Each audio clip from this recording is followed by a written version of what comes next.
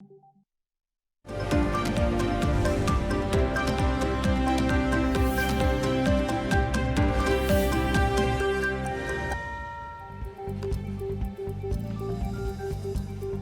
आज़म शहबाज शरीफ से अमीर जमात इस्लामी सिराजुल हक की 3 रुकनी वफ़द के हमराह मुलाकात। मुल्क की सियासी सूरत हाल पर तबादला ख्याल।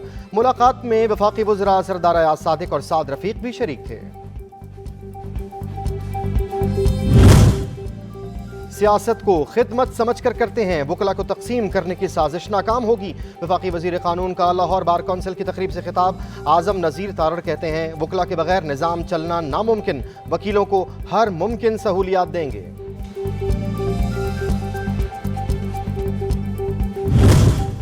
अदलिया में दरार पड़ चुकी, साथ काम करना मुमकिन न रहा। माशरे में सियासी जमातें और इदारे दस्तो गिरेबां हैं। सीनियर कानूनदान एतजाज़ अहसन का गोल मेज कॉन्फ्रेंस से खिताब। सरदार लतीफ़ खोसा बोले आइन की बालादस्ती और अदलिया की आज़ादी में ही पाकिस्तान की मजबूती है।